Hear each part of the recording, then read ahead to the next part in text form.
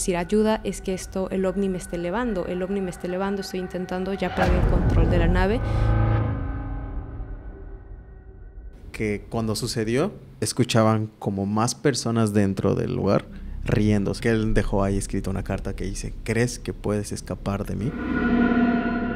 Ya es que el diablo está aquí en la van con nosotros, el diablo está aquí en la van, y con una cuchara le sacaron los ojos. Y lo peor de la historia es que mamá Rosa nunca fue procesada, porque ya era una señora mayor y vivió impune hasta que dejó esta tierra. Donde pues empezaron a pedir a los, como pues si fueran dulces de diferentes colores, sabores y tamaños. La curiosidad humana ha sido un elemento concomitante. Continuamente, el ser humano ha sentido una gran fascinación por los fenómenos paranormales y sucesos inexplicables. En esta ocasión te traigo un invitado especial que ya había estado con nosotros y le encanta desbordar de sabiduría y también de darnos esta retroalimentación. El día de hoy está con nosotros Ismael Nafte. Hola Naf, ¿cómo estás? Hello, Luis, muy bien. ¿Qué onda? ¿Cómo has estado? Muy bien, complicado porque yo grabo detrás, entonces hay que hacer malabares hoy. Estás dividido, estás ahí, uno aquí y uno allá. Nafte, el día de hoy tenemos un tema muy, más que interesante, fuerte y delicado. Sí, hablamos para hacer este capítulo de lo que pasó en un en vivo, ¿no? Así es. Bueno, fue además un dato curioso que salió sobre Jalisco. Así es, porque en Jalisco había un campo que se parecía mucho a campos de concentración, porque ahí entrenaban a diferentes personas para meterlas dentro del crimen organizado, ¿no? Entonces realmente no queremos entrar como en mucho detalle por cuestiones igual de seguridad, porque sí está muy fuerte el asunto, y de ahí justamente salió y pidieron que se haga un iceberg, más que tipo iceberg, como una recopilación de los eventos más fuertes y densos que han pasado en México. Sí, preparamos varios para ustedes y pues a ver qué tal. Vamos a dar un pequeño como resumen de lo que pasó en Jalisco. Ok, sí. En resumen sencillo de lo que pasó en Jalisco es que había un rancho llamado el Rancho Izaguirre. Diferentes grupos de búsqueda dieron a través de... Con las madres buscadoras, son las que dieron con el rancho. Pues llegó ahí un pitazo para que vayan a revisar, porque claramente el gobierno no pudo. Y ellas llegaron, ellas y ellos llegaron y pues descubrieron horrores, ¿no? Habían ropas, documentos, zapatos y registros de que hubieron personas ahí que ya no están. Se encontraron como hornos improvisados donde habían todavía huesos de personas y pues toda la historia detrás, ¿no? Y luego combinado con varios testimonios de las personas que las llevaban a campos similares, quizá no necesariamente a ese, pero similares, donde pues se cuenta que ahí entrenaban a las nuevas personas que se integrarían, y esto es supuestamente aún, a las filas de estos grupos delictivos, y si no, pues los desaparecían, si ya no les servían. Así es, sí, de todas maneras, una vez que entrabas, porque a veces lo solicitaban como ayudante para barrendero, para limpieza, y realmente cuando llegaban se daban cuenta que era todo lo contrario a lo que ellos esperaban, y ya una vez ingresado a estos campos ya no podrían salir, y salían, no era... Sí, entonces lo que pasó fue que anteriormente como que el gobierno ya había hecho un cateo del lugar, pero dicen que no encontraron nada. De hecho, cuando llegaron las madres buscadoras ya había pues esta cinta que te prohibió el paso de que ha sido revisado, y se supone que desde ese momento no había tenido como movimiento el rancho. Pero, pues bueno, al final sí encontraron, como dices, y lo que realmente encontraron ya se dieron cuenta que había como que montículos de tierra, así como montitos, y cuando empezaron a escarbar se dieron cuenta que habían restos de huesos, ¿no? Calcificados, y como que no se pueden encontrar como tal enteros como tú dices, los calcinaban y luego los enterraban. Después de eso el gobierno se metió justamente a investigar ya como debería ser, sacaron más de 40 pares de tenis, encontraron listas también de personas y también como una libreta donde como que explicaban cuáles eran las partes de la arma que ellos manejaban, ¿no? Okay. Entonces, al final fue que el gobierno ya no dejó el paso a las madres buscadoras, y de hecho se supone que hay como organizaciones como UNICEF y otras que están pidiendo que por favor se les dé nuevamente el permiso a las madres buscadoras de ingresar, porque como estas madres se dedican a buscar a desaparecidos, pues obviamente ellos ya tienen el conocimiento por años y años, entonces eso es como lo que está pasando actualmente en Jalisco. Lo feo, lo súper feo, hay que ver si queda esto, pero bueno, las personas eran contactadas de diferentes formas, principalmente con ofertas de trabajo, trabajos normales, así de... Bueno, había muchos, desde que te vamos a llevar a Estados Unidos a trabajar recogiendo frutas, hasta barrenderos, limpieza, mantenimiento, seguridad, etcétera, ¿no? Y también en días recientes, hace unos 3, 4 días, una de las principales madres buscadoras en el caso fue atentada con que la liquiden de la vida, con un en la cabeza.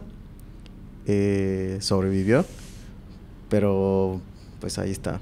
Sí, de hecho igual están buscando protección para las madres porque se dice que hasta como que las mismas organizaciones y no solo como los malos están detrás de las madres buscadoras, entonces sí es un tema muy complicado y pesado. Hay muchísimos más detalles del caso para que ustedes averigüen y se le dé realmente la difusión que se debe a este caso, ¿no? Porque así como hay otros casos que han pasado en México muy muy fuertes y lo mismo es que se tiene muy poco conocimiento o llega un punto hasta en el que se tiene como normalizado este tipo de sucesos.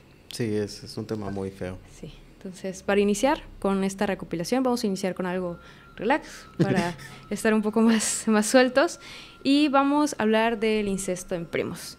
Como bien se dice aquí en Monterrey, se tiene la creencia de que pues tú sales con la prima o bien te echas a la prima en su defecto, ¿no? Que se tiene estas relaciones entre primos de una manera pues más inapropiada, ¿no? Entonces, realmente esto surge porque las comunidades del norte eran muy pequeñas y estaban bastante alejados, ¿no? Entonces, por lo mismo, las familias, era muy común que pues se casaran entre familias. De hecho, los ricos y la gente adinerada del norte lo que hacía era nuevamente juntarse entre primos para mantener la riqueza dentro de la familia. Entonces, al final esto se terminó expandiendo y se quedó hasta los días actuales en donde se dice que en Monterrey pues uno sale con las primas.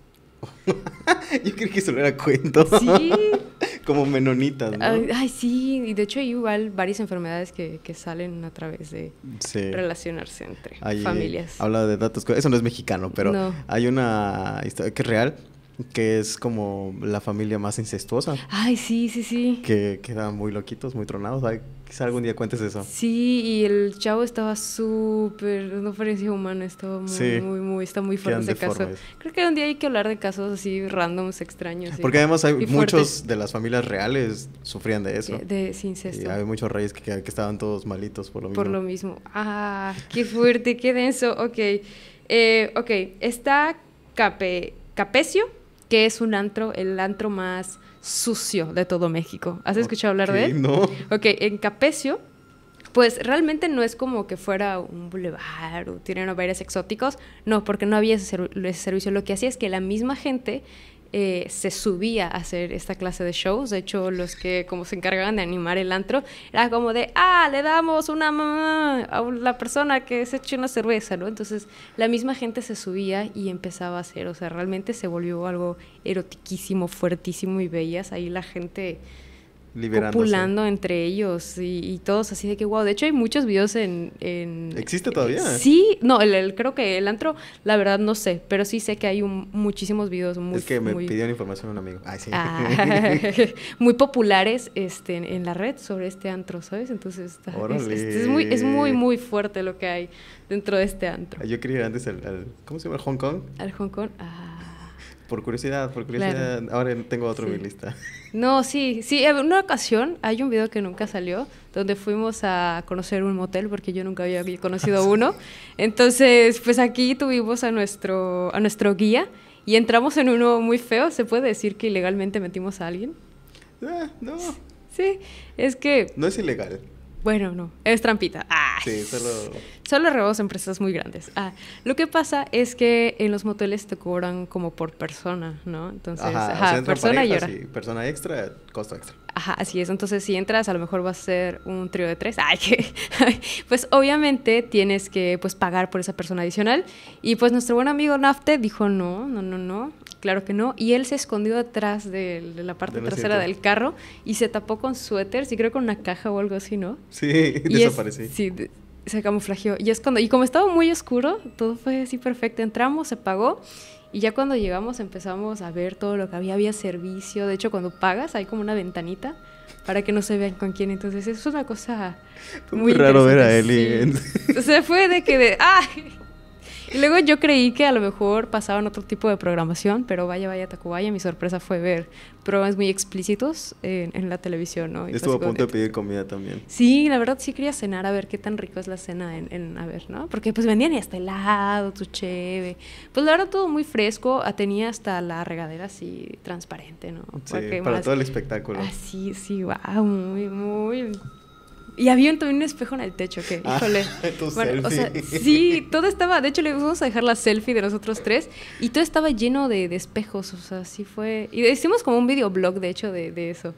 A ver si algún día se lo subimos por ahí. Pero bueno, entonces, el siguiente caso que te traigo, Nafte, es sobre los héroes. ¿Tú qué sabes respecto a estas increíbles personalidades patriotas? Okay, que no eran héroes, para empezar. Y no eran héroes, ¿qué? Que no eran héroes. ¿Cómo? Y bueno, había escuchado que la historia de la bandera y todo era pues demasiada exageración. Sí, justamente porque se dicen que realmente no hay registro de que los héroes hayan existido. Y dos, hay como muchas inconsistencias en el caso. Para empezar, como si tú te hubieras tirado del as de la bandera, hubieras caído como en la parte principal del castillo de Chapultepec. Nunca hubieras caído a las afueras de Chapultepec. Sí, es como mucha distancia, ¿no? Sí, bastante. Y de hecho se supone que hubieron más de 4,000. Fue un rollo muy, muy grande, porque fue la batalla de México contra Estados Unidos. Y pues a estas personas, los fallecidos, los enterraron justamente como en un lugar, ¿no? Para ellos, ¿no? Como fosas comunes. Pero pues al final dicen que se sacaron restos y que esos restos eran de los héroes. Pero pues la realidad es que no. Y de hecho la historia se hizo más famosa después de bastantes décadas, por ahí de los 70s, 80s. Fue cuando pues empezó como a popularizarse estos que se habían tirado. Y pues obviamente pues se fomentó, ¿no? Como el patriotismo de México y que habían héroes que habían salvado. Y también se dice que Estados Unidos ayudó a la propagación de esta noticia de que sí habían unos que se sacrificaron, ¿no? Entonces... Los medios siempre quieren inventar historias. Yo siento, no sé qué tan, pues no sé, o sea, como por qué harías de que están atacando a tu país y tú dices, bro, me envuelve una bandera y me tiro. Digo, de mucha ayuda no creo que sea. De tiburón. Digo, no sé, ¿cuántos años tenía el que supuestamente se lanzó? Pues deberían tener como 17, supuestamente. No, a los 17 yo ya estaba, ya estaba en la milicia, yo preparándome. Pero pasa mucho, o sea, la historia cambiada para tener héroes nacionales es común. Sí, Como el Pípila, que el Pípila claramente desde el principio fue una historia inventada. Ponerse una piedra, caminar para que no me ataquen las balas. Desde el principio fue una historia inventada. Pero mucha gente cree que es real. Y tú, yo también lo creía. No, de hecho, se supone que Benito Juárez intentó vender México igual, pero no se lo compraron a Estados Unidos. Dijo, no, gracias. Y ya, pero Benito Juárez igual se sabe que era medio ahí, ¿sabes? Sí. Pero todo el mundo lo vende, Y de hecho, la frase de el respeto al derecho ajeno es la paz, que realmente era no es de él, o sea, la copió el man, era copy-paste. A él le gustaba robar Edison. Contenido. Sí, muy fuerte. A ver, Nafta, ¿qué historias nos traes tú? A ver. Las más bajitas. Las más bajitas. Es que Eli me dijo cosas feas y yo busqué cosas feas. A ver, ya sé. Tengo esta. Yo soy más de leerlas y contárselas, pero las tengo aquí escritas para ustedes. Hoy vamos a hablar de un lugar aquí en Yucatán que se llama el Cenote de Quiché. Tú muy local. Muy local. Quiché, perdóneme. Los cenotes aquí en Yucatán son como piscinas, ¿no? Es una cosa de agua que se conecta con un río subterráneo. Y algunas tienen como que están cerrados o no están cerrados, se llaman abiertos o semiabiertos. Puedes entrar a través de una cueva, a veces un paso directo, etcétera, ¿no? Entonces el cenote de Quiché es uno semiabierto, tienes que bajar con unas escaleritas y te metes. Es un cenote, pues, 2-3 chiquito, es privado. Pero las historias que se cuentan es que primero se han visto como luces, como orbes salir del agua, ¿no? Hay que ir a ese lugar, de hecho, by the way. Sí, hay que ir. Nos abduzcan. Sí. Hay muchas historias en Yucatán sobre el hecho de aliens. Ok, sí. No sé si algunos lo contamos o no, de este señor que... Perdón, yo divago mucho para complementar mi Ok. historia. Hay un señor en un pueblo, que no me acuerdo su nombre, que él tiene historias, es muy famoso, que tiene historias de que él hablaba con los aliens. Y que le decían, y que él podía hablar con ellos, ¿no? Ok. Y su familia lo sabe, sus hijos lo saben, y que lo iban a visitar y así. Él no dice que le decían nada como profético ni así, que solo aprendía de ellos. Wow. Y ya murió el señor, murió hace unos 8 años. Y bueno, entonces mucha gente decía que sí veía orbes, él vivía muy lejos. Entonces veía orbes bajar, luces como entre verdes y azules, que bajaban cada determinado tiempo y se iban. Él los veía, punto, cada 6 meses, ¿no? Entonces se han visto estos orbes. También, de las veces que he estado acampando en cenotes, los señores cuentan de... el nombre famoso es fuegos fatuos, pero ellos dicen que son luces que flotan, Ok. que te pierden en el bosque. Son luces así, tal cual como una Ajá. bolita de luz ¿Qué va siguiendo? moviéndose. Y sueles verla, o más bien lo puedes ver a cualquier hora, de día, de noche, etcétera. Y el punto es que te van perdiendo, ¿no? Y entonces podría ser una de esas luces. También cuentan que en este cenote, como puedes bucear, aquí en los cenotes normalmente puedes bucear. Sí, sí. Suelen ver como... Los cenotes no tienen muchos animales grandes. No, generalmente son pececitos Son que se alimentan del pececitos, moho, ajá. de las hierbitas. Pueden la haber fauna. serpientes Sí. o algún pez un poco Sí, más hay grande. serpientes acuáticas. Hay un chorro de de agua serpientes, dulce y sí. agua salada. Pero ellos cuentan que ven como... No tiene una forma específica, pero es muchísimo más grande y más ancha que una serpiente, que ven que se mueve por cerca de ellos, ¿no? Obviamente cuando estás abajo del agua, todo es muy oscuro Sí, sí, sí. y tienes que tener tus lámparas. Entonces Sí. ellos cuentan, los buzos cuentan, que cuando esto pasa, sus lámparas fallan. Y ya no, por ejemplo, si tienen cámaras, la cámara deja de grabar y Wow. cosas por el estilo. Y también, a ver, por aquí tengo más datos. Qué fuerte, ¿eh? O sea, yo, por ejemplo, sí había escuchado de pescadores y así, pero como justamente dices, los cenotes son como canales subterráneos, de hecho, que se causaron por el meteorito que extinguió a los dinosaurios que cayó en Chicxulub, Pueblo. ¿Es puerto o pueblo? Pues en todo, no es un pedacito, es un pedazote. Ok, bueno, pues sí, ¿verdad? Pues Sí. fue grande. Pues la piedrita. Pero pues bueno, yo había escuchado como otras leyendas, pero ¿cuáles son los datos? Ok. Este supuesto ente que se nota se llama la leyenda de la guardiana.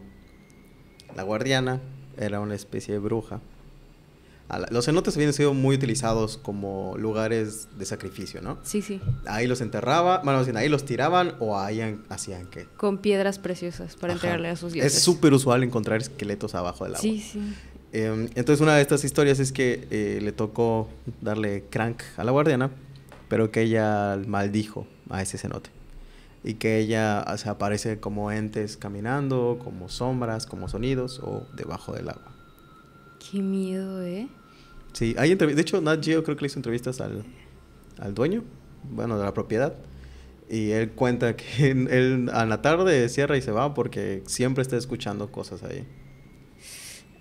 Qué denso. O sea, sí había escuchado que a lo mejor los cenotes tienen un tipo de carga pues energética por el tema espiritual y hay como estos guardianes de la naturaleza. Pero qué fuerte, igual sí había escuchado sobre que hay ovnis que son como marinos, ¿no?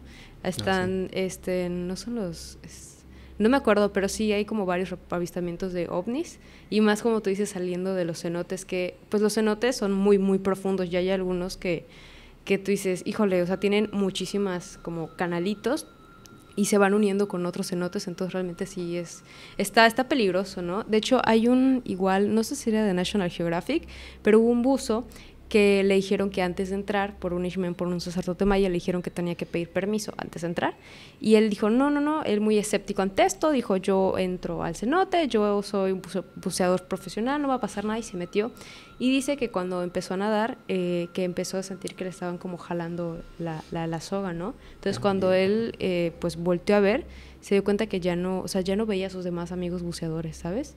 O sea, él estaba solito como en un lugar completamente oscuro dentro del cenote y ya no veía nada. Y empezó a nadar y él sentía que no avanzaba. Intentó salir a la superficie y no. Y las personas de arriba estaban jale la soga. Pero él dice que llegó un punto en el que ya no sentía nada. O sea, no sentía que estaban moviendo la soga. Y con mucho miedo es cuando ya como que recapacitó y pidió y todo. Y fue cuando ya pudo ver a uno de sus amigos. Y fue cuando ya lograron salir a la superficie. Y le dijeron, no, pues te perdonaron, porque pediste permiso, pero sí, también de hecho es muy común de gente que se pierde en los cenotes nadando, buceando, porque igual tienen corrientes y las corrientes te llevan, entonces, qué fuerte. Mira, yo tengo uno igual de ovnis. A ver. Pero es un poco tantito diferente. Esto pasó el 3 de mayo de 1975. Cuando un piloto estaba sobrevolando, ya llevaba una hora sobrevolando la parte de Morelos para irse a Ciudad de México. Cuando él llamó a la torre como de control, de decirle, ¿sabes qué? Hay un objeto volador no identificado que me está siguiendo. Él aterrado porque cuando volteó a ver había uno del lado derecho y cuando volteó la mirada vio otro del lado izquierdo. O sea, literalmente esos objetos, los ovnis, estaban parados sobre las alas del avión y él empezó a llamar aterrorizado que esto lo estaban siguiendo y no lo soltaban. Después de eso colgó la llamada y siguió avanzando y a lo lejos vio otro platillo que venía muy rápido y se chocó en la parte de abajo del avión y él sintió que pues obviamente el choque y en ese momento es cuando nuevamente llama a la torre de control y empieza a decir ayuda, es que el ovni me está elevando, estoy intentando, ya perdí el control de la nave, yo no estoy manejando, ¿no? Entonces literalmente el ovni lo empezó a alzar hasta que llegó a los 4.500 metros de altura. Después de esto, los objetos desaparecieron, se esfumaron nuevamente volando y él ya llegó a Ciudad de México, rápidamente se cerró parte del aeropuerto para que él pudiera aterrizar de emergencias, ¿no? Entonces, porque sí tardó bastante este encuentro que tuvo con los platillos voladores y él dice que cuando estaba aterrizando, esta como parte de activar, que ya viste que los aviones activan cierto mecanismo para aterrizaje. Ajá. Bueno, no funcionó el mecanismo, él estuvo intentando varias veces, de hecho pasó a aterrizar varias veces, pero por lo mismo de que no funcionaba, al final pues ya termina nuevamente tomando el control de la nave, porque de hecho pensó que, de hecho se dañó cuando chocó con la nave cuando la nave se pegó abajo de él, pues sí se dañó parte del sistema, entonces al final como que logró nuevamente tener el control de la nave y es cuando logró nuevamente pues ya aterrizar y ya con todo lo sucedido, pero él dice que sí fue una experiencia muy traumática y en ese momento en el que habían las 3 naves, él simplemente pudo rezar y orar porque él creyó que ya iba a morir, ya sabes. Pero sí hay como estos reportes de ovnis que generalmente se ven, pero no es como que se peguen a las naves, ¿sabes? Sí. A los aviones. ¿Pero era un avión como militar? No, era como en uno de esos avioncitos que luego de marcan. ¿Vuelo normal? Ajá. Ya, ok. Uy, sí. Pero tiene evidencia, o sea... Sí, de hecho, hay un audio, de hecho, están los audios de las llamadas donde él empieza a explicar de que hoy está pasando esto y esto y esto. De hecho, vamos a ver si se los podemos poner para que ya tengan como el contexto completo.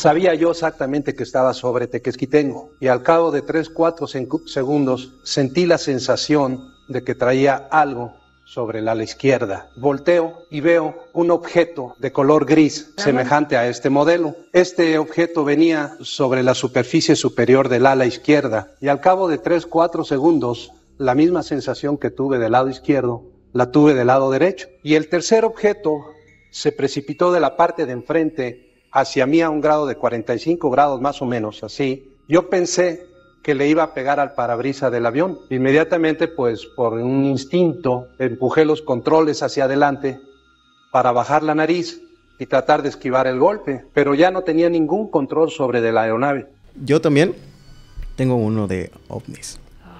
Este se llama el ovni de Ciudad Pemex. Se los voy a leer porque lo escribí aquí, chulo. La noche del 1 de junio de 1973, en Ciudad Pemex, una pequeña localidad en el estado de Tabasco, México, ocurrió uno de los eventos más extraños y desconcertantes de la historia del país. Esa noche una tormenta eléctrica azotó la región, pero no era una tormenta cualquiera. Los relámpagos no tenían el típico tono blanco o azul. Eran con colores inusuales, brillando como si fueran luces de otro mundo. Los habitantes observaron atónitos cómo bolas de fuego de diferentes tonalidades danzaban entre los rayos, iluminando la oscuridad con un espectáculo inquietante.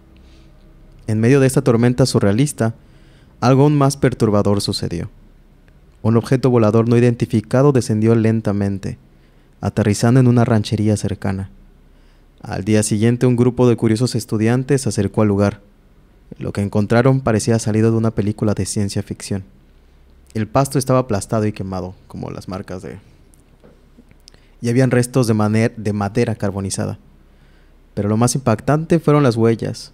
Eran unas marcas como de patas de pollo, que medían unos 32 centímetros.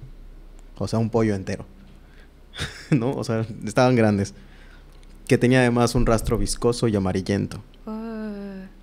Rogelio Ramos, que es un campesino de esa localidad, afirmó haber presenciado cuando el objeto despegó. Según su relato, aquella hermosa bola de fuego ascendió rápidamente, deteniéndose brevemente antes de desaparecer, con una velocidad impresionante. Uno de los testigos más importantes fue Ricardo Vázquez Torres, un radiooperador de aviación. Él describió el objeto como un disco luminoso de aproximadamente 10 metros de diámetro. Pero lo más perturbador fue lo que vio después. Una figura humanoide de más o menos 2 metros de altura, vestida de un color blanco o plateado, que desapareció entre la maleza. Y lo mejor de todo es que llegaron hombres de negro, quienes habían interrogado a todos los del pueblo, y aún así nadie sabía qué es lo que buscaban. ¡Au! ¡Qué fuerte! Sí. Y yo con mi pilotito ahí y sus ovnis, ¿no? Ay, no, qué fuerte. Muy densa qué la pesado, historia, ¿no? sí. Sí, porque siempre está nuevamente este avistamiento de los hombres de negros que aparecen. De hecho, cuando pasó lo de el ovni que cayó en la frontera entre México y Estados Unidos, sí. ¿Cómo se llama esta zona? Es bien famoso. ¿No? ¿Del silencio? No, es bien famosa la zona. Ay, no, mira, yo ya no estoy trabajando para mi mejor amigo, por eso ya no me aprendí los temas de ovnis. Entonces, ni modo, una disculpa ahí, pero pues bueno, se supone que dicen que Estados Unidos igual irrumpió México cuando cayó esta... Es que es bien famoso el caso, chico, ¿cómo no te acuerdas? No me acuerdo, chava. De que es bien popular y todo. De hecho, se dice que igual en el UNAM hay casos donde han visto que hay ovnis que descienden atrás de la facultad del UNAM, porque okay. hay como muchas teorías respecto a este lugar, ¿no? Que es un lugar a lo mejor místico, con cargas, pero también sí se han tenido como diferentes sucesos paranormales en esta zona detrás de la universidad. Esta igual es una historia bastante conocida, como la leche, por ejemplo, radiactiva de la Conasupo, que también es un caso ya muy popular de México y siento que buen mexicano debe saber esta historia, entonces igual la vamos a pues quitar, igual lo mismo de la guardería ABC, porque son casos ya muy, muy conocidos, entonces igual el caso Paulette, son casos ya muy populares, ¿no? El incidente de Cobalto 60 en Ciudad Juárez, una tragedia radiológica bastante interesante. A principios de diciembre de 1983, Vicente Soleto y Ricardo Hernández, dos amigos que trabajaban como conserje dentro de un centro médico de especialidades de la ciudad de Juárez, ¿no? Se vieron envueltos en un incidente que tendría consecuencias devastadoras en México después de muchísimo tiempo. Vicente realizaba pues una rutina diaria de limpieza cuando fue abordado por un encargado del hospital que le dijo que pasara a cierta habitación y ver qué es lo que se quería llevar a su casa, ¿no? En este cuarto habían pues sillas de ruedas, ya como material muy viejo que pues utilizaba el hospital, y pues había pues diferentes como recursos para vender como chatarra, ¿no? Obviamente Vicente aceptó y pues unas horas después, junto con su amigo Ricardo, pues accedieron al almacén para ya llevarse y subir las cosas a la camioneta. El almacén pues contenía principalmente sillas deterioradas, mesas y algunos dispositivos electrónicos bastante obsoletos para la época. Sin embargo, al fondo encontraron una máquina muy grande que rápidamente captó su atención. Así que decidieron desmantelarla para venderla porque pues en su mayoría era pues aluminio, era material pues metálico, ¿no? Al hacerlo descubrieron un cilindro de hierro de tamaño mediano, de aproximadamente 100 kilogramos. Al intentar moverlo, el cilindro pues se les resbaló de las manos y se fragmentó, liberando una especie de un líquido azul bastante raro. Bueno, y ellos, para contener y limpiar lo que habían causado, pues lo envolvieron en una manta y lo apartaron, y pues continuaron con la búsqueda de diferentes objetos para venderlos más tarde en la chatarrería. Días después vendieron todo el material, incluyendo pues este cilindro que habían envuelto, en un deshuesadero por aproximadamente $8. Sin saberlo, el líquido azul era cobalto 60, un isótopo altamente radiactivo y mortal, que se usa dentro de las máquinas de resonancia. La detección de radiación y la investigación del caso. En la segunda semana de enero de 1984, el Laboratorio Nacional de Los Álamos, en Nuevo México, detectó una anomalía, ya que pues vio altos niveles de radiación provenientes de una camioneta donde se transportaban pues varillas para construcción, ¿no? Porque las maquinitas como marcaron esta radiación y buscando dieron pues nuevamente con esta camioneta, ¿no? Entonces, esta camioneta venía desde Chihuahua, México. La Comisión Nacional de Seguridad Nuclear y Salvaguardas inició justamente una investigación y se dio cuenta que el origen de la radiación se rastreó hasta un deshuesadero donde Vicente y Ricardo habían vendido pues el material, ¿no? El lugar estaba gravemente contaminado, la investigación se complicó y se retrasó durante 2 meses, y obviamente estos 2 meses fueron críticos porque el cobalto se fue extendiendo de una manera muy rápida y contaminando a la gente de sus alrededores. La exposición a la radiación provocó diferentes síntomas en pocos días: fatiga, náuseas, desmayos entre la gente, y pues las autoridades aún estaban desconcertadas porque no estaban totalmente avisadas de lo que estaba pasando. Numerosas personas pues terminaron accediendo a los hospitales, y algunas años después, terminaron falleciendo por cáncer. Las autoridades finalmente determinaron que la radiación provenía de la camioneta de Vicente, que es donde se había derramado todo este líquido azul igual, y pues también encontraron diversos fragmentos contaminados por el mismo. Vicente explicó que había transportado la máquina del hospital, que contenía pues el cobalto, y se había dispersado por las calles. Y al ser vendido como chatarra, se utilizó para fabricar materiales de construcción, donde pues obviamente se derritió con otros metales, y es donde se hicieron las varillas que el camión llevaba. Se desconoce el número exacto de hogares y edificios afectados, pero se sospecha que incluso construcciones importantes en México fueron creadas con materiales radioactivos. Actualmente existe un cementerio radiactivo donde están todos estos restos contaminados, alejados obviamente de la parte de la sociedad, y hay más de 4,000 personas que pues resultaron afectadas, y se teme, y bueno, realmente no se tiene una cifra exacta, y se dice que realmente es mayor. El destino de Vicente y Ricardo es incierto, aunque se sabe que sufrieron los efectos de la radiación tiempo después. Chale. Varitas mágicas por todo México, ya sabes, no. Oh, esa cosa brilla. Sí, wow. Llevémoslo en un trapo. Sí, o sea, es impresionante, ¿sabes? Porque a veces México es muy surrealista, igual como la leche de la Conasupo, que es lo mismo, leche que venía de vacas de Chernobyl, que estaban impregnadas de radiación, y pues se lo dieron a México. De hecho, la Conasupo era como estas tienditas de... Con las del DIF ahora. Ajá, sí. La DIF, pues, como que te dan el material como más barato, como las tiendas ABC, ¿no? Hay las tiendas, hay unas tiendas que se llama BBC, de bueno, bonito y barato, la triple B. Triple B, y yo ABC. Pero pues acá, ya sabes, medio México consumió leche radioactiva y varillas radioactivas. Ay, sí. Bueno, en esencia podemos sobrevivir a algo de eso, pero... Claro. Ay, qué denso. Ay, no.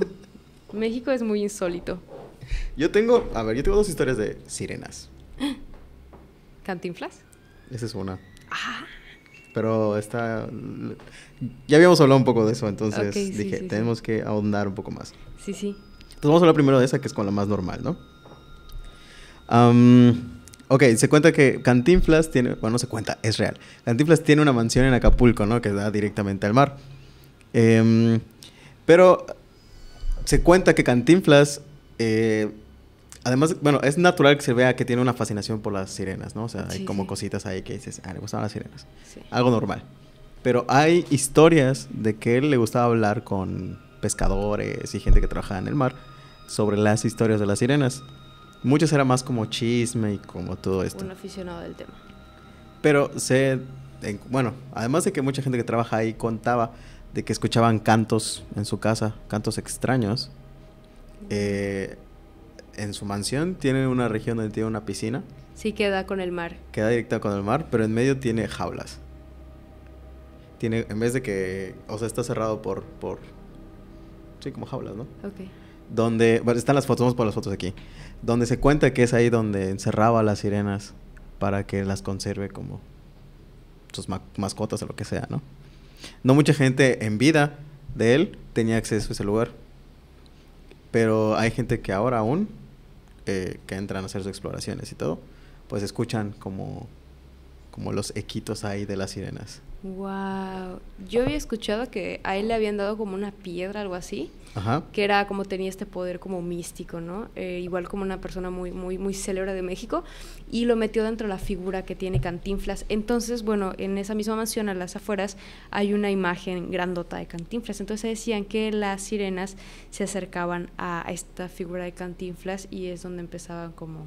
Ah, que hablaba ya, sí, ¿no? Ajá, y él se comunicaba con las sirenas y luego está también como esta parte tétrica que luego igual como que intentaba con las sirenas, ¿no? Entonces... Tuvimos un sirenito. Justo al año de casados, con la cara de angelito pero corta, con la cola de pescado. Justamente, ¿eh? Sí, muy denso. Sí, ay, no, ok. Yo, bueno, ahorita estoy con la otra directo. Ahorita que estaba en el mar, porque me ha tocado trabajar mucho grabando en el mar, no escucho historias de sirenas aquí. ¿Tú sí?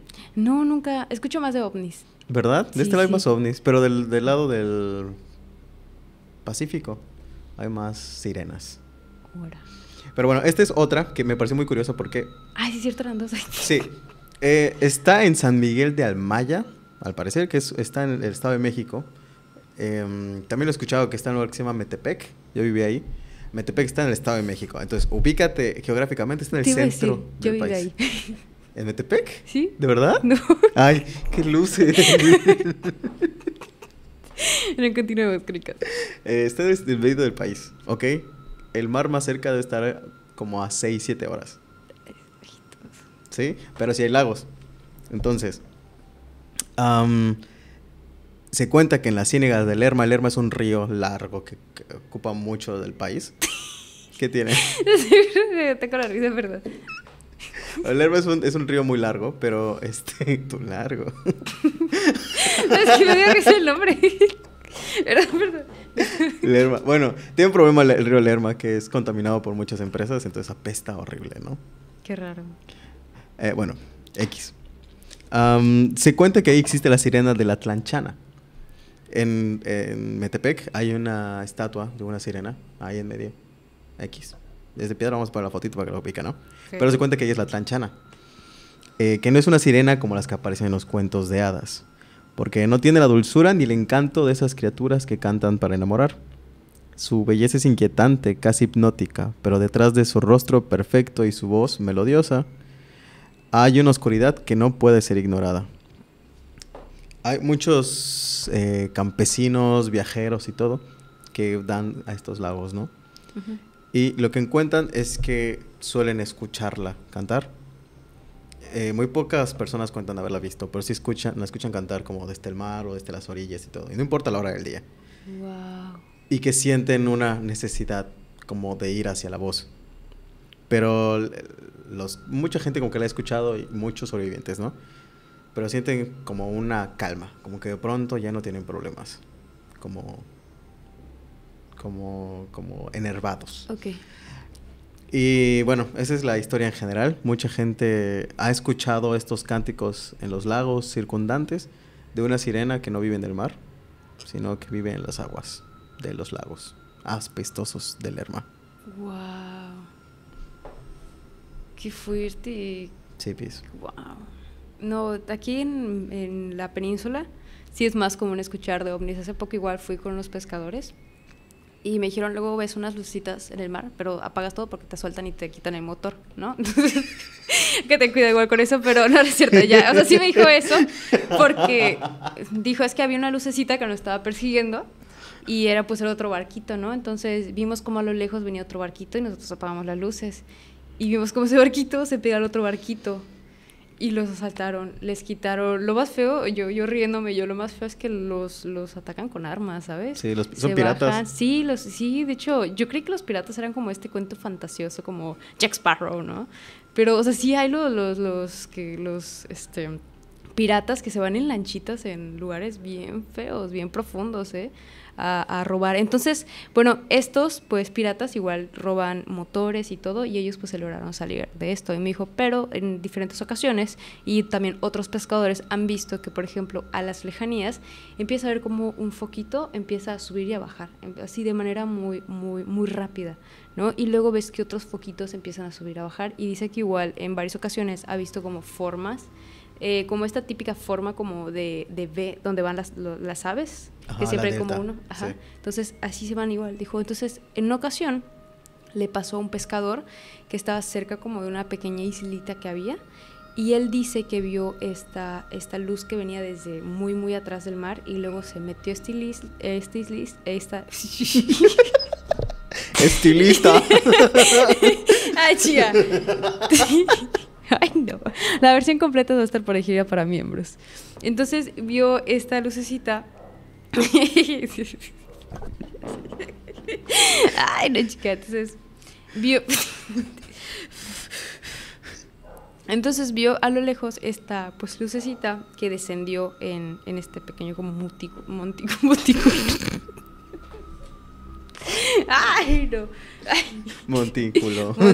Entonces vio esta lucecita que venía muy del fondo y descendió en este montículo pues de arena, ¿no? En esta como pequeña islita, y él dice que se iluminó todo como si hubieran reflectores gigantes. O sea, dijo, realmente todo se iluminó y se veía como la luz traspasaba entre los arbolitos y la flora que había, ¿no? Entonces él se asustó muchísimo, igual apagó todo, y ya después de un rato vio como esto fue descendiendo lentamente, y ya cuando ya alcanzó cierta altura despegó y desapareció. Sí, entonces hay historias igual muy interesantes de los pescadores con este tipo de historias, ¿sabes? No sé por qué me imaginé una escena así como de Rapunzel cuando tira las... Yo me imaginé a Moana. Sí, yo imaginé que tiras la verita y pasa así. ¿Y eso es? Es que está hace poquito me tocó ir a grabar y nos fuimos kayakeando. Ok. Pero así como que un lago todo gigante abandonado, pero veías así los cangrejos a los lados, y luego nos metimos a una zona de manglar que está así bien cerrada. Sí. Con corriente, ¿no? Porque el manglar, los caminitos de manglar se generan porque hay más fuerza de agua, ¿no? Y luego ves las arañitas por todos lados y así. Y ya me encantaría estar de noche, porque no sé qué hay ahí. ¡Qué miedo! Pero por ahí hay cocodrilos.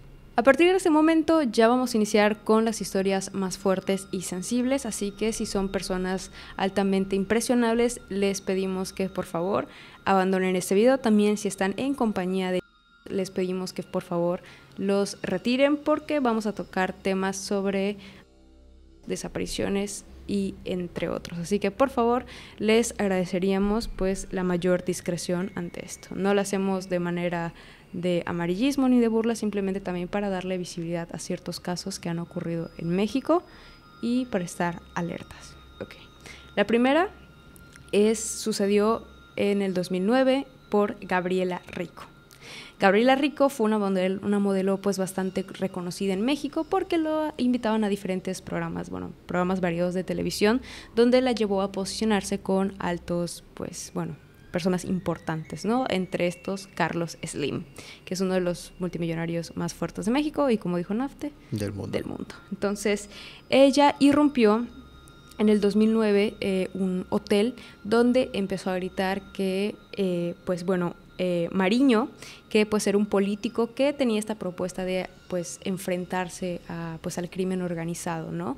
Terminó muriendo de manera sospechosa porque murió en un accidente mientras iba en su jet privado, y muchos empezaron a suponer que era pues parte de las contrapartes que no querían que se tocara el crimen, ¿no? Y ella empezó a decir que este político no debió de haber, que realmente él debería estar vivo, que lo mandaron a matar, y también que Carlos Slim sabía como de todo eso, y también que habían comido humanos y que habían matado igual otras personas para consumo propio. ¡Todos están locos! ¡Matan a mucha gente! ¡Esa clase de humano! ¡Larga!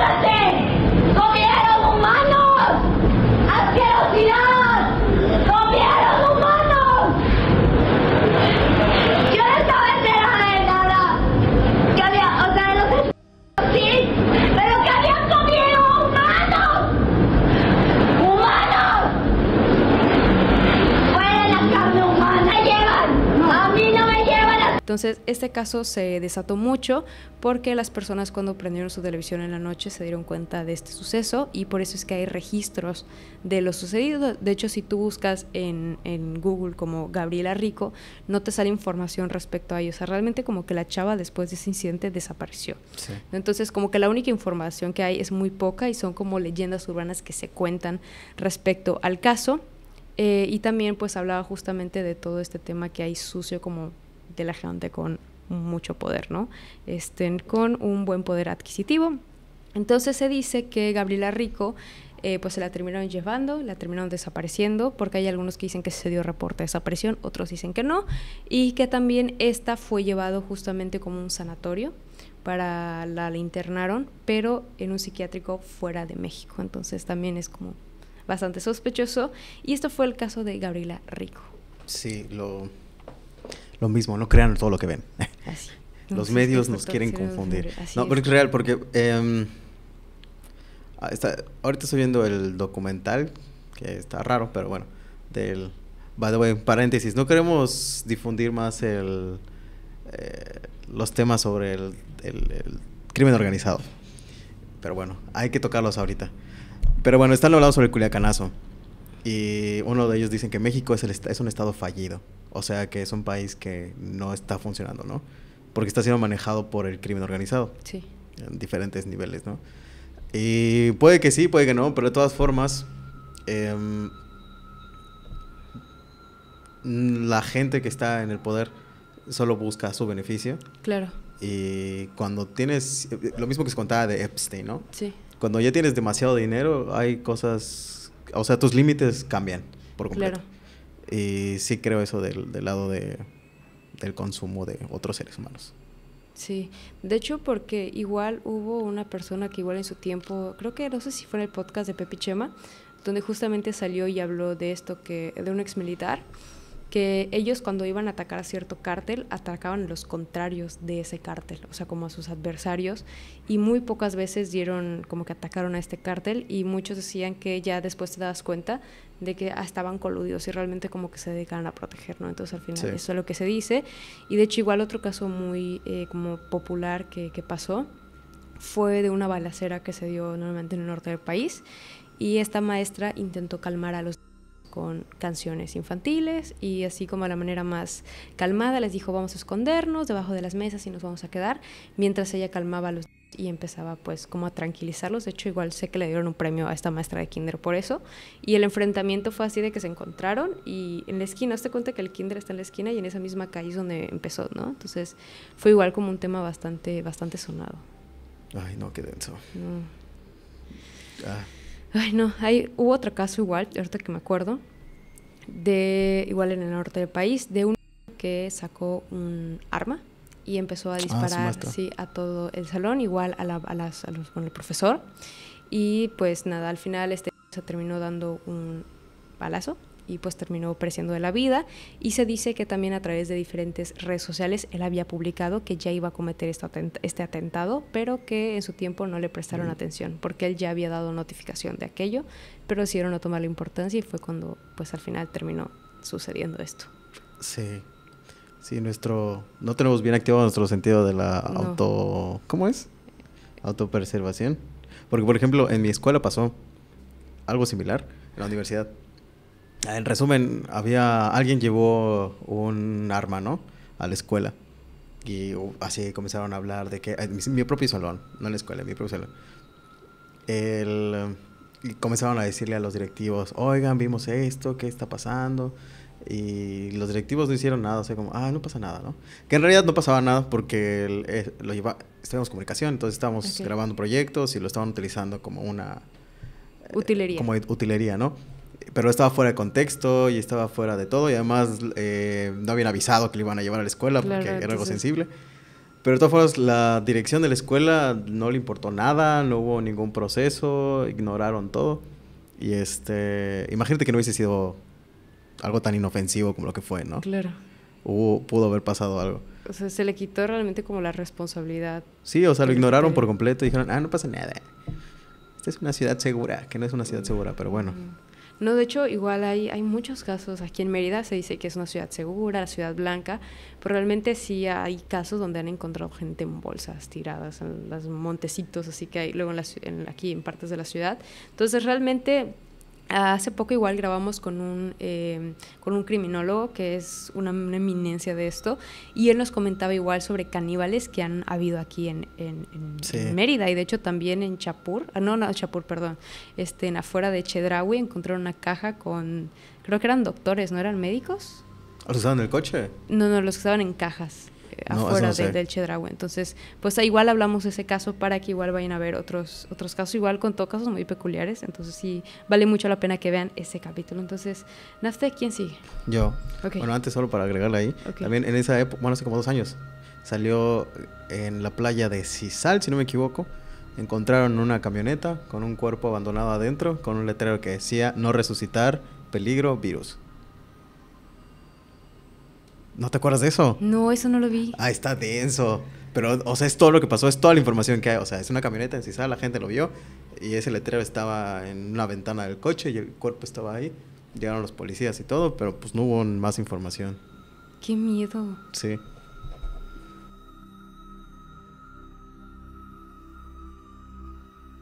Densísimo. No. Bueno, ahorita que nos metimos más a la sangre, El oscurito. les quiero hablar sobre el Jack mexicano, como Jack the Ripper.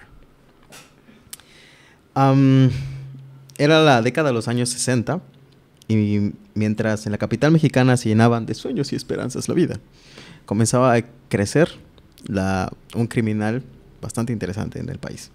Él se llama Macario Alcalá Canchola, que pues era una persona común, ¿no? O sea, no lo veías como un loquito del centro ni nada.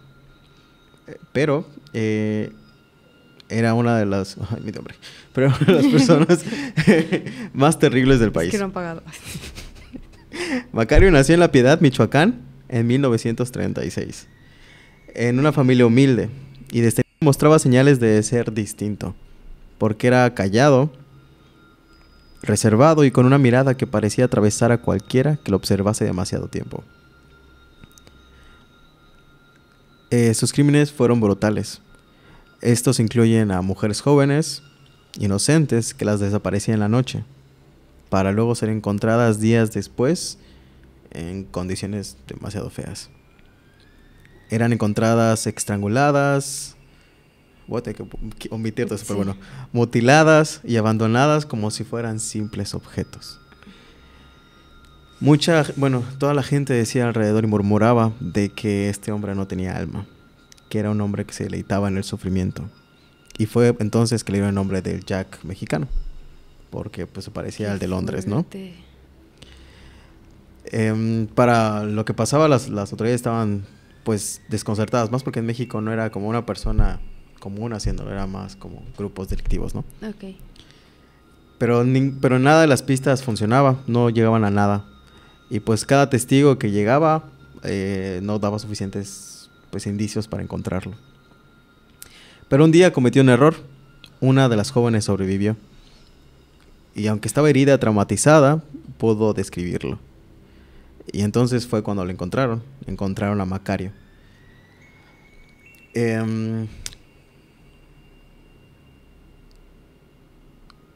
Macario fue condenado, pero su historia no termina ahí. Él murió el 25 de julio de 1974 en circunstancias un poco raras. Unos dicen que fue por los mismos de la cárcel. Y otros dicen que él decidió partir por su propia cuenta. Porque Macario estaba loquito, ¿no? Ya cuando estaba ahí dentro, el día que había pasado todo, ya estaba como que loquito, comenzaba a murmurar y todo. Y mucha gente, bueno, de los que estaban ahí, los guardias y los presos, cuentan que cuando sucedió, escuchaban como más personas dentro del lugar riéndose, así como... Y cuentan que él dejó ahí escrita una carta que dice: ¿crees que puedes escapar de mí? Y la duda queda en cómo es que quedó colgado, si por su propia mano o por algo o alguien más. Qué fuerte. La historia que yo te tengo, de hecho han habido varios seriales a lo largo de todo México. Está la Mataviejitas, igual que tenía víctimas en específico. Hay muchos, pero no se les han dado nuevamente la difusión que muchas veces requiere. Y el que yo te voy a contar es un poquito más tranqui, que es del Abismo Negro. El Abismo Negro, no sé si lo conoces. ¿El luchador? Sí, ese veré que tengas. Pues el luchador pues fue un luchador muy famoso, muy conocido, que pues bueno, o sea, realmente ya él hacía otras actividades ya fuera del ring, ¿no? Entonces, él se estaba yendo en una van con pues el resto de personas, como no su productor, pero sí la persona que lo ayudaba, ¿no? Entonces, a media carretera, Abismo Negro empieza a gritar, se empieza a desesperar y pide que por favor lo bajen en medio de la carretera, que está pues en medio de la nada en un bosque, y él dice que por favor lo bajen, que él se va a bajar y que no sé qué. Entonces él le termina abriendo la puerta, él se baja y se empieza a entrar dentro del bosque. Después de esto el equipo ve que no regresa y lo empiezan a buscar, obviamente no lo encuentran, y pues poco tiempo después de que él se termina bajando, le termina llegando un mensaje al correo, bueno, al teléfono de su pareja, de su esposa, y le dice que está perdido como en una montaña y que necesita ayuda, que lo vayan a recoger. Entonces ella, pues desesperada, llama a como este productor, como este asistente que tenía el Abismo Negro, y le cuenta, ¿sabes qué? Es que él se bajó desde hace rato de la camioneta, no apareció, y es cuando se le da aviso a las autoridades de que pues hay una persona desaparecida. Se empiezan a buscar hasta que encuentran el cuerpo de Abismo Negro en un río. Entonces, la como que teoría que surgió es que él, al estar caminando en un lugar oscuro, se dirigió hacia un abismo que conectaba con un río, y pues obviamente la caída fue lo que lo desvivió, y es que por eso se encontró su cuerpo en el río. Pero la historia no termina ahí, porque hay otros detalles más perturbadores. Se comentaba con gente conocida que viajaba con él en esta van, que él en varias ocasiones había dicho que veía el diablo dentro del carro donde estaban. Y que él decía, es que el diablo está aquí en la van con nosotros, el diablo está aquí en la van, y él decía que veía al diablo. Y esta noche que desapareció, él por eso se bajó, porque vio al diablo entre ellos y dijo, no, es que el diablo está aquí, me está siguiendo, necesito bajarme. Y fue cuando él se baja, pues piensan que a lo mejor está delirando, como hay algún a lo mejor proceso como de ansiedad que está pasando, y por eso es que le abren, ¿no? Pero pues al final él terminó pues falleciendo. Otras personas dicen que fue a causa de alguna sustancia o algo así, pero él sí consumía, pero no estaba bajo el efecto de ninguna sustancia durante ese momento. Órale. Qué tenso, ¿eh? Estoy teorizando. Abismo Negro suena un poco demoníaco, ¿no? Sí. ¿Qué tal si tuvo un pacto? Y entonces tenía que pagarlo. ¿Quién sabe? Porque sí hay varias personas que han hecho estos pactos con el diablo. Sí, ¿no? O sea, la gente que se cuenta que la gente que tiene pactos tiene que como hacerlo público de alguna forma, ¿no? Ah, sí, cierto, sí. Oh. Podrían haber regresado, no sé, creo. No lo sé, pero que como que no lo había pensado de esa manera, ¿sabes? Solo dije, ve al diablo, qué miedo, ¿no? Sí. No sé, qué creepy, ¿eh? ¿Cuál es su siguiente caso? A ver. Bueno, yo tengo uno de El Químico Loco. Ahora. Rafael Pérez Hernández, conocido como El Químico Loco, es una figura que encarna uno de los episodios más oscuros de México. Y está interesante porque tiene una película. Él era un fabricante de veneno para ratas, nacido en Jalisco en 1905. Y la historia se convirtió en la base de una película llamada El Castillo de la Pureza, dirigida por Arturo Ripstein.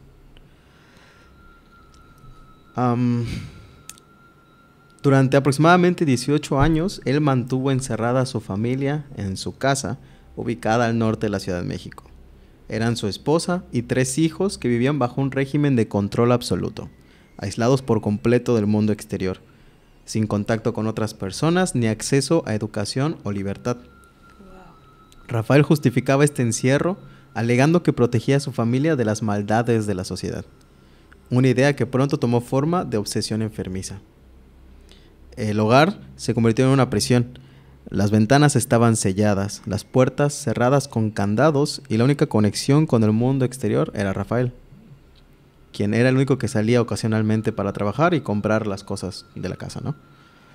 La dieta de la familia era estricta y limitada a avena y frijoles, alimentos que él consideraba suficientes para mantener la pureza espiritual. Los años de aislamiento dejaron profundas marcas en estas personas, Durante todo este tiempo, Rafael sometió a su familia a una rutina diaria de trabajo en la fabricación del veneno para ratas. Los hijos crecieron sin conocer la libertad, sin amigos ni escuela y bajo un constante clímax de miedo. La casa, al que llamaba su castillo de pureza, era un lugar de opresión y sufrimiento. El caso salió a la luz en la década de 1950, cuando las autoridades finalmente intervinieron al entrar a la casa y encontraron un lugar lúgubre y deteriorado, lleno de signos de prolongado encierro. Rafael fue arrestado y la prensa lo describió como un inhumano sujeto y un loco secuestrador. Y si quieren conocer más sobre la historia, la película es El Castillo de la Pureza. Wow. Tengo un caso similar, pero te lo voy a contar más adelante. El que te voy a contar ahorita es igual como un caso bastante conocido, que esto pasó en, pues... Culuarán. ¿Y yo qué es Culuarán? Okay. Este caso pasó en Culiacán, Sinaloa, en noviembre del 2010, en la calle pues Miguel Hidalgo, donde se encontraba un Coppel. A estas empleadas en la noche se les encerró con cristales y esta persiana como de metal por seguridad, y mientras su estancia en la noche del Coppel hubo un pequeño cortocircuito que llevó a que se hiciera una llamita, y esto provocó un incendio que fue consumiendo más y más y más. Entonces llegó un punto en el que ellos ya se percataron de lo que estaba pasando y decidieron llamar, justamente dar aviso a las autoridades y a su familia sobre lo que estaba pasando, pero pues para infortunio de la familia, las autoridades no lograron llegar a tiempo, el fuego los consumió por completo y se quemó. Se quemaron dentro porque no había escapatoria del Coppel. Sí, de hecho, esa tiene una de las mejores y peores fotos que existen en el mundo. Sí, están encerradas en una habitación. Está la foto, las ves ahí. Bueno, hay una persona como hablaba por teléfono, sí. Una viendo al vacío, sabiendo que ya valió queso. Hay 3 amigas abrazadas. Sí. O sea, la tengo muy presente esa foto. Sí, está. Y aparte que está a color y se ve igual parte del humo, sí es muy... parte de la historia es que la encargada les dijo, les toca hacer inventario de la noche. Y las encerró. Y ella se llevó la llave. Entonces, o sea, además de que era cruel, porque las dejó encerradas literalmente dentro de la tienda, alguien adentro debe tener la llave para salir y cerrar e irse, ¿no? Entonces ellas trataron de comunicarse con ella para que les abra. Solo tenían que salir. Pero no llegó. Nunca hubo conexión con esa. Están los mensajes, las últimas llamadas tuvieron tiempo de despedirse porque se estaba consumiendo poco a poco y no tenían salida. Y está muy denso. Les voy a poner la foto para que la vean. Sí. Y sabes, el hecho de que... Es que qué feo saber que ya no tienes forma de escaparte y aún así tienes segundos de vida. Qué fuerte, qué denso es. Así que no sean estúpidos en sus trabajos y piensen antes en las cosas. Piensen en sus derechos de trabajadores, porque igual hay muchos sobreexplotadores afuera. Igual yo hace poco, por eso tuve un problema ahí con una persona que no me quería pagar mis 45 minutos. Sí, o sea, yo me quedo ahí, era como, ¿y quién me paga? Y como que al final se chivió, ¿sabes? De que no le rogué que me quedara. Y, no es una larga historia igual, pero ¿cuál es tu siguiente historia, Ana? Ok. Esta es bastante famosa. Tenemos a los 43 de Ayotzinapa. La historia base es un grupo de maestros venían de un partido de fútbol, si no me equivoco, estaban en un camión, estaban regresando, ¿no? Ellos eran estudiantes de docencia de Ayotzinapa, que es un pueblito, y de la nada no llegan a sus casas. La historia que se cuenta, bueno, la primera historia es que habían sido retenidos porque pues, supuestamente en una zona peligrosa y todo, ¿no? Uh-huh. Las investigaciones llegan a que los soldados los retuvieron, pero desaparecieron, ¿no? Los 43 desaparecidos. Y por mucho tiempo no encuentran registros de nada, no saben dónde están, y obviamente están culpando al Estado y a los soldados porque pues era su responsabilidad tenerlos, eran maestros yendo a jugar, o sea, ¿qué clase de delito era ese? Sí. Y pues no dan mucha información, además de que eran personas entre 17 y 25 años. Personas muy jóvenes. Sí. Mira, justo además era el 2 de octubre, que es la misma fecha de la masacre de Tlatelolco, que esa es otra historiota. Fue en Iguala. A ver, es que aquí tengo los datos, pero sueltos. Ok, según la Procuraduría General de la República, la PGR, los estudiantes fueron entregados a un grupo criminal llamado Guerreros Unidos, quienes los habrían desaparecido y calcinado en un basurero en el municipio de Cocula. Y esta versión fue la que mantuvieron por bastante tiempo, durante Peña Nieto. Pero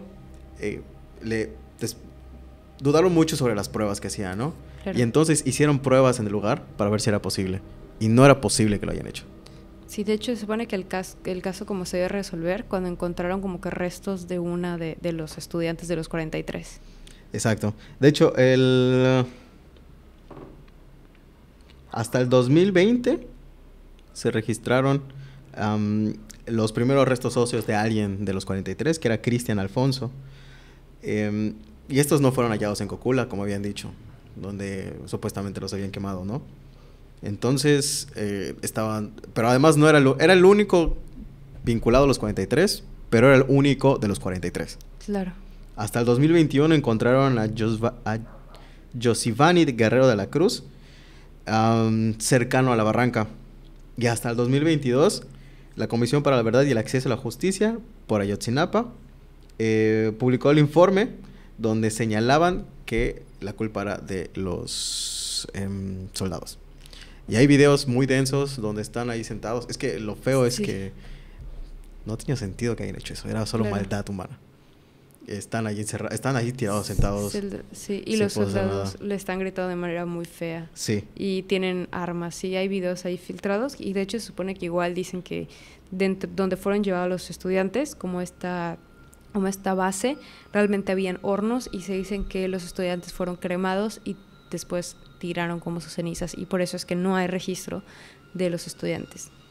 Sí, y realmente la única reflexión que hay de eso es que no tienes que ser malo para que te pasen cosas malas. Así es. Qué fuerte, qué fuerte. De hecho, donde fue la matanza de Tlatelolco, antes se supone que había como una edificación prehispánica donde igual les sacrificaban a las personas. Maldito. Sí, tiene mucha carga muy negativa a Tlatelolco. Sí, lo que más miedo, por ejemplo, es que aquí ya, aparte tengo como temas más cortos, ¿no? Densos. Bueno, tengo un chistosito, ¿quieres que te lo cuente? Bueno, sí. Sí, para relajar un poco el ambiente de... los intercambios de bebés del IMSS. Sí. Ok, hay muy pocos registros donde se esclarea que sí son reales. Pero hubo un periodo como de 10 años en los que los registros fallaron por completo. Sí. Y entonces, no tengo la fecha exacta, pero si tú naciste entre esas épocas, muy probablemente haya sido cambiado. Sí, que no sea tu familia. Sí, porque pues no estás pensando todo el tiempo de, él no es mi papá. Sí, claro. Entonces sí vi que es un caso igual como muy fuerte, que al final, de hecho, muchos años después se dio a conocer esto de la noticia del IMSS, que a lo mejor tenías hijos que no eran tuyos. El caso que te voy a comentar ahorita es un caso muy fuerte y pasó en México el 24 de mayo del 2012, con una familia cristiana, pues que se encontraba en una ceremonia religiosa dentro de la casa de la madre de una de las agresoras, ¿ok? María del Carmen le dijo a su hijo que por favor cerraran los ojos, pues ya que iban a empezar a rezar para pues evitar un terremoto y que el fin del mundo ya estaba cerca. De hecho, pues es el 2012 y combina justamente esto con la fecha final, ¿no? Cuando se acaba el mundo. Pero uno de los hijos pequeños pues salió como corriendo.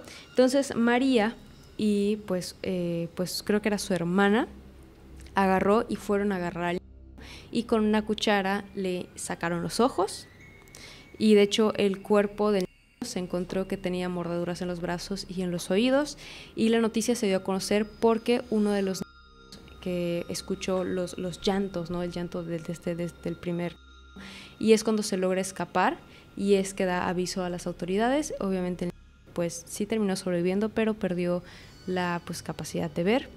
Y pues al final como interrogan a estas personas, de hecho les vamos a poner imágenes y videos del caso, y pues sí, justamente dice que entre ella y su hermano la agarraron. Chale. Por eso no hay que ser muy intensos con tus creencias. No, sí. Ahorita te voy a contar, para mí es la última como medio extensa que tengo, que se llama El albergue de Mamá Rosa. Ok. Imagínate un lugar donde los gritos de indios se ahogan, donde las paredes guardan secretos que nunca debieron haber sido contados. El albergue de Mamá Rosa, que supuestamente era un refugio, que prometía ser un hogar para los más vulnerables, terminó siendo el escenario de una gran pesadilla. En Zamora, Michoacán, durante décadas, la Gran Familia, como se llamaba este albergue, fue conocido como un lugar de esperanza, donde los niños abandonados y jóvenes sin rumbo, con familias rotas, encontraban un techo, comida y una figura maternal.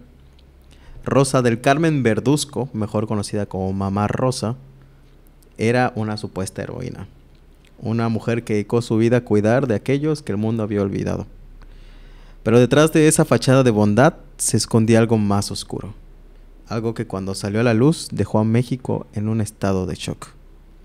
En julio del 2014, las autoridades irrumpieron en el albergue tras recibir denuncias inquietantes. Lo que encontraron ahí fue indescriptible.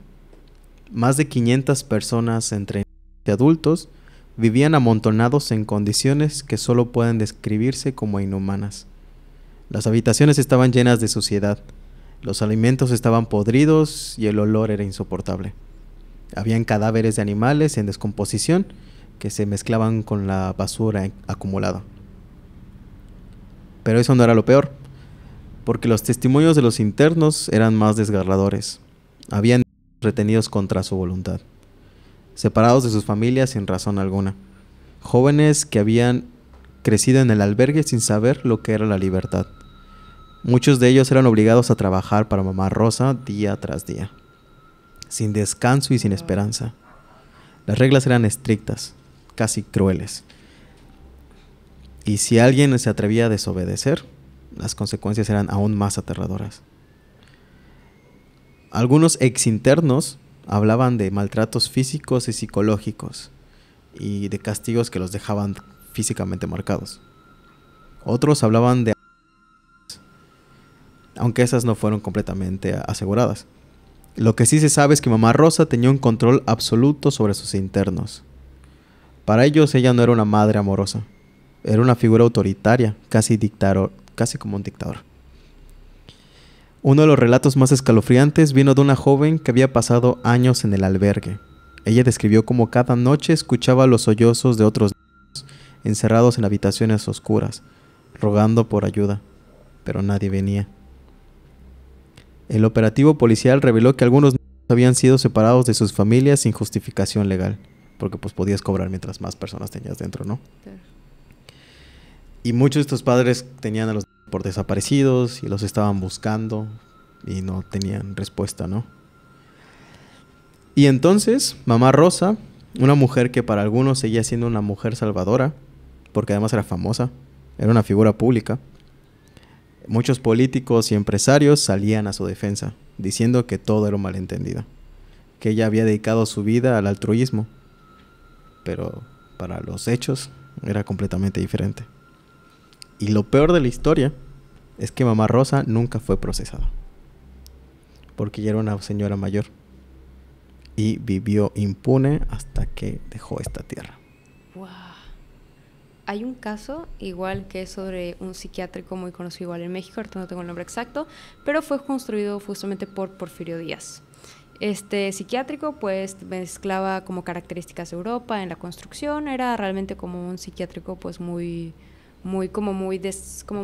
diferente a la época, ¿no? Entonces, pues bueno, al inicio pues todo empezó a marchar con relativa normalidad, pero después ya empezaron a llevar a gente de la calle porque querían deshacerse de los vagabundos que habían pues en México, entonces lo empezaron a llevar a este psiquiátrico y pues bueno, ahí supuestamente los empezaban a tratar pues de enfermedades que luego ni tenían, así como también a lo mejor ciertos que estaban en la calle, o familias que estaban en la calle, y se dice también que hasta el papá de Juan Gabriel llegó a ingresar a este psiquiátrico.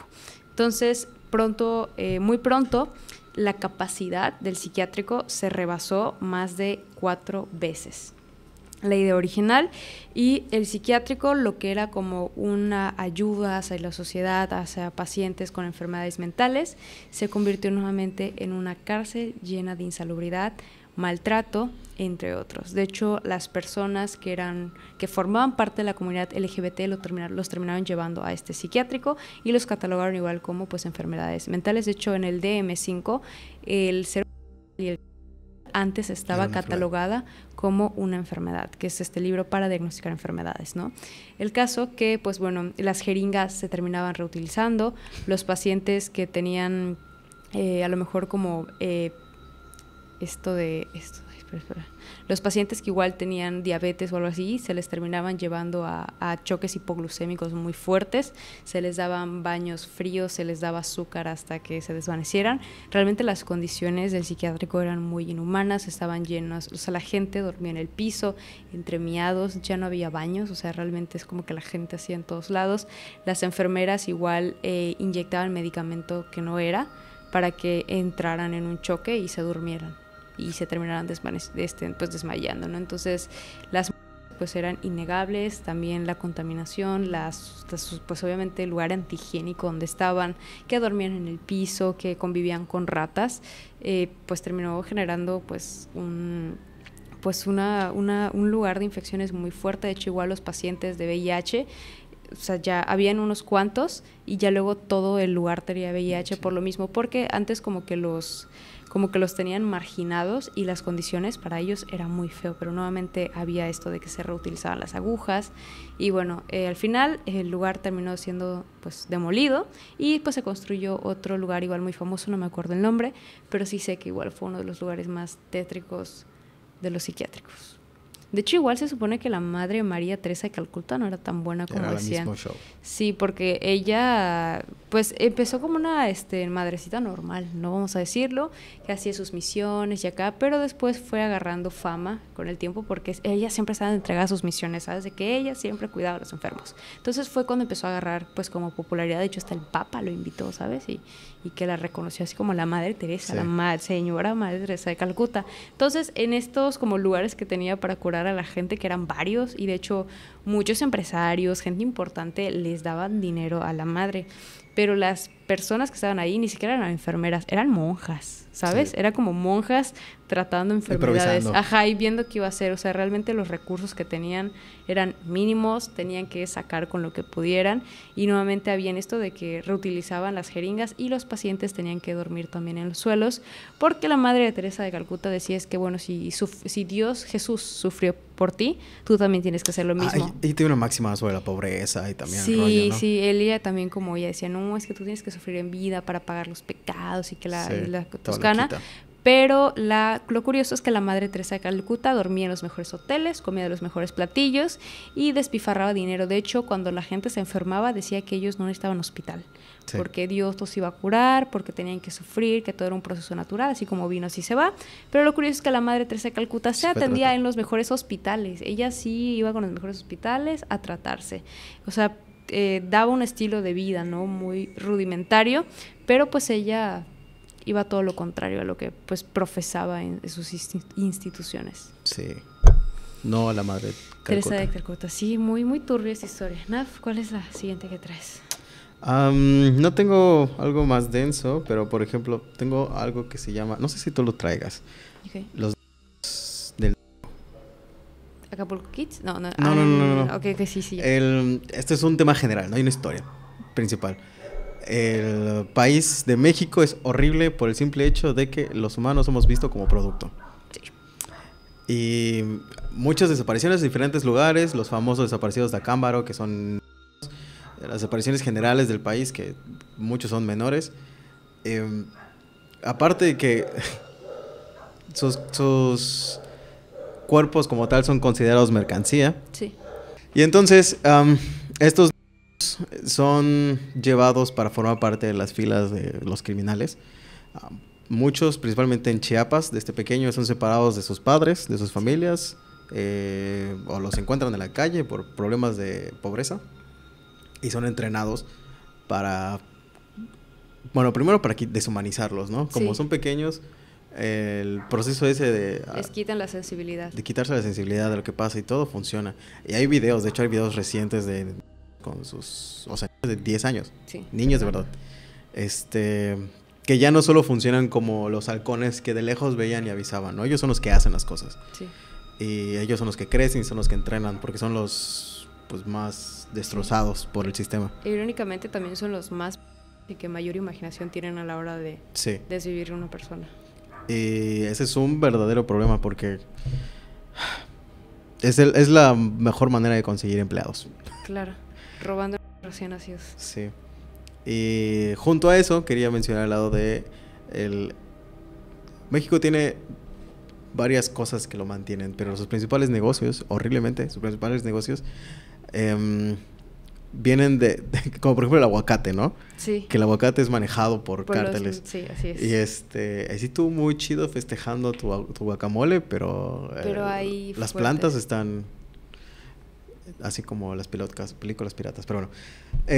La venta de órganos funciona mucho, como este caso de Rancho Izaguirre. Uh-huh. Sí, cierto. Las personas que ya no funcionaban para trabajar para ellos funcionaban como mercancía, entonces ¿cómo se llama esta serie? A lo Juego de Calamar le sacaban lo que necesitaban y lo vendían, que es el principal negocio. De hecho, se calcula que cerca de 1,200 millones de dólares entran a México por la venta de riñones. Au. Sí, en el mercado negro. Qué turbio.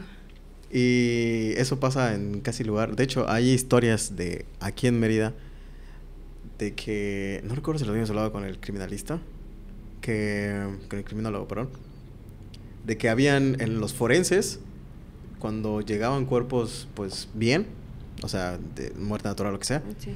Le sacaban las cosas que podrían funcionar aún Y lo rellenaban. y lo rellenaban de cosas y ellos vendían eso por fuera, haciendo que entonces los mismos médicos, que naturalmente pasaría, son los que son partes de estos Sí. negocios sucios. De hecho, hubo igual una serie igual de videos que se popularizó en la plataforma de TikTok, donde igual se veía cómo es que puedes llegar a conseguir fémurs, órganos con la gente. Entonces, sí es un tema muy denso.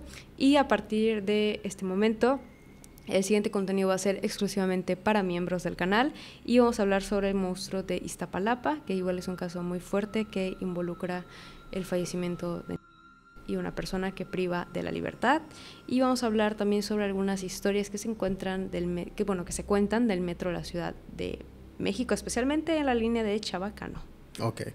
No olviden que si quieren tener acceso exclusivo a miembros, porque tenemos material adicional, tenemos videitos, recomendaciones, también tenemos audiolibros, pues bueno, pueden unirse desde 30 pesos al mes en adelante, así como también hay un nivel donde pues podemos hacer una lectura de cartas personalizada y también podemos platicar más a chisme, y pues nada, ahí está. También de hecho algunos miembros están en el canal de Telegram, entonces igual a veces es más fácil acceder al canal de Telegram por ese medio, y pues bueno, puedes checar los diferentes beneficios que tiene unirte a miembros del canal. Si les gustaría que se haga una segunda parte de este capítulo, pues les agradecería que nos dejaran saber.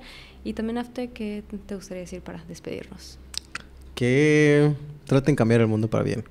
Sí. Lo necesitamos. Así es, necesitamos más gente buena, porque ya lastimosamente es muy raro encontrar a esas personas. A mí me pasó, por ejemplo, en el camión, yo sé que no tiene mucha relevancia, pero que me faltaba un peso, ya sabes, y le dije, disculpe, es que no tiene un peso que me pueda cambiar, no sé, algo así, ¿no? Sí.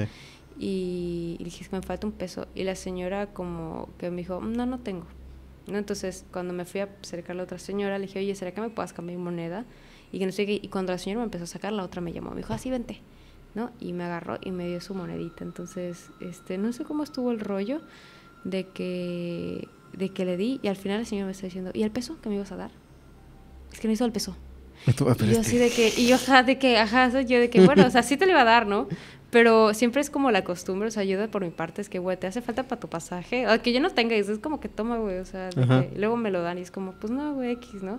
Algún día me va a pasar algo bueno, ¿no? Entonces, quiero yo creer que buscando sí un buen ¿no? karma. Ajá, ya sabes, buscando el buen karma, y pues digo, no. Pues generalmente es de que si te hace falta un peso o algo así, de que, ay, toma, güey, págalo, ¿no? O sea, y pues, son 12 pesos, ¿no? Al final.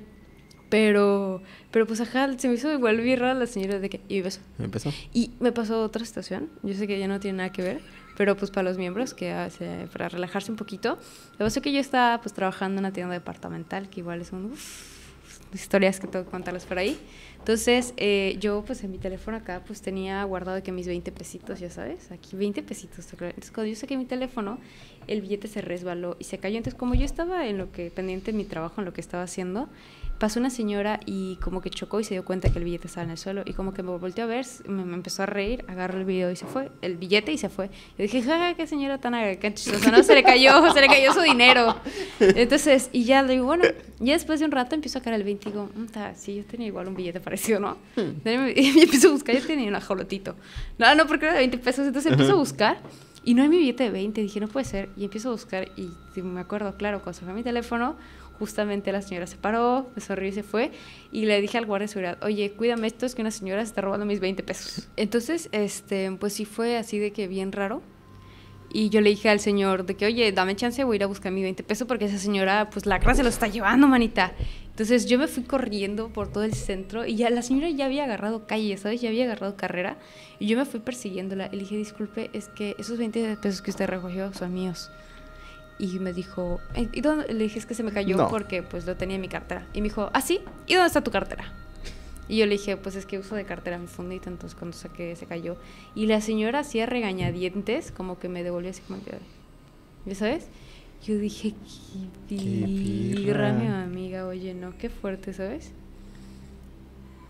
No.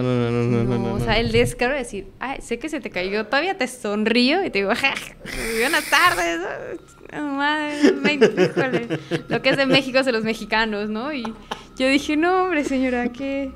Fue raro, ¿sabes? Porque eran mis 20 pesitos de mi agua, ¿sabes? Entonces, chale, y en Mérida sí, se necesita. En Mérida está muy feo el calor, entonces sí fue así como de, señora, no friegue. ¿Por qué me lastimas? Sí, es mi primera chamba. Y usted me está robando, no se vale. Chale. Ay, no. Pero bueno, fue un capítulo interesante. Me gustó aprender más de cosas que no sabía. Sí, hay muchos casos muy, muy bizarros en México. Sí, yo ¿sabes? pensé otros nuevos. Sí, porque siempre están como los mismos, de que, los satánicos y que esto y que lo otro. Pero sí hay casos que ya no... Que no conocía, sí. ¿Sabes? Está, por ejemplo, el del luchador de Abismo Negro, que ni en cuenta de esto. Sí, yo lo había escuchado hace un tiempo, pero no me acordaba hasta ahorita. Claro, es como de... ¿Ya sabes? Pero pues bueno, Nafte, ¿cómo te podemos encontrar en tus redes sociales? Me encuentran como Vans en Rumbo para viajes. Y tenemos un proyecto alterno que se llama Expedientes Paranormales. Ay, sí, tiene historias ahí muy buenas de archivos clasificados de la CIA. Sí. Sí, la estuve echando, yo dije, puede ser. Me gustó el de las pastillas de drogas que les daban a las personas como experimento.